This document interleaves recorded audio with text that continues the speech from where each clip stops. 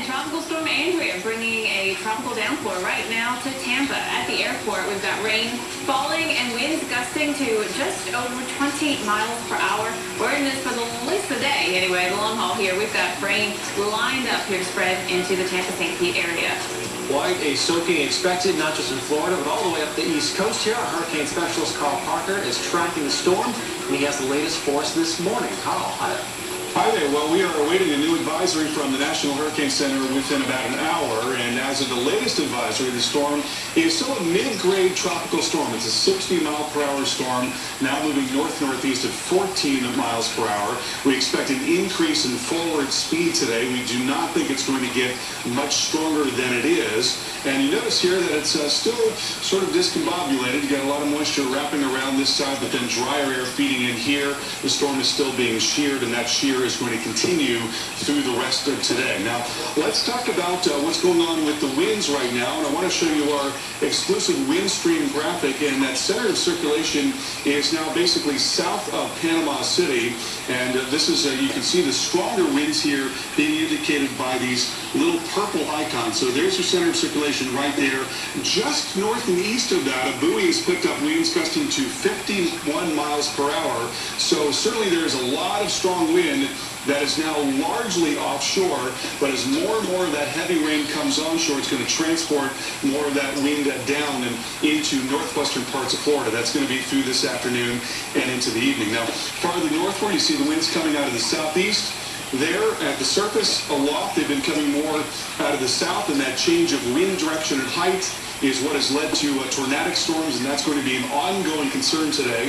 Now, we'll take it into 5 p.m., and so here's the center of circulation, probably just about coming on shore at that time, and you see the winds coming out of the south there, and that's going to be piling up the water in a very surge-vulnerable area here in northwestern Florida with a very shallow continental shelf, and that's why there could be water level rises of a few feet as that storm comes in.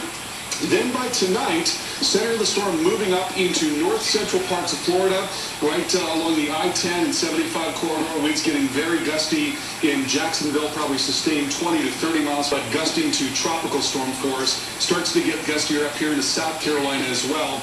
And through the overnight hours, we'll see a peak in the wind around Charleston. There, too, about 20 to 30 miles per hour, but gusting even higher, and then making its way up into the Carolinas. Hail threats also tomorrow as the center of the storm moves on in.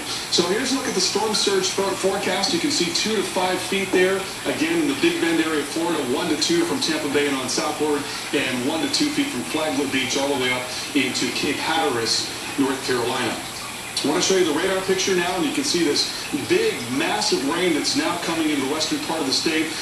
Things have cleared out a little bit on the eastern part of the state, but there are some new cells popping up north of Lake Okeechobee. We'll want to watch those for possible tornadoes. And tremendous rain coming in here to southwest Florida. The flash flood guidance indicating that we would need about 3 to 4 inches in general in 3 hours' time to cause flooding.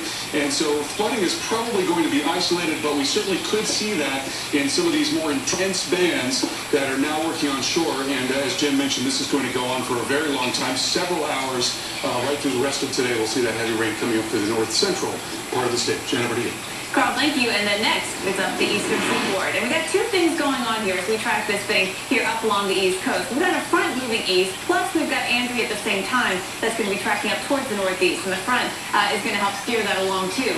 So here's what's going to happen. We've got the rain today, Florida. We're going to see some of that rain spreading into South Georgia overnight tonight, especially into Friday. We've got the Carolinas now in play. Combination of things going to give us that risk of heavy rain and some possible storms. Isolated tornado risk there from the eastern North Carolina up to southeastern Virginia. The rip current risk is going to be high as well right here. But this is Saturday, and already we're tracking what's left of Andrea up through New England, plus the front coming through.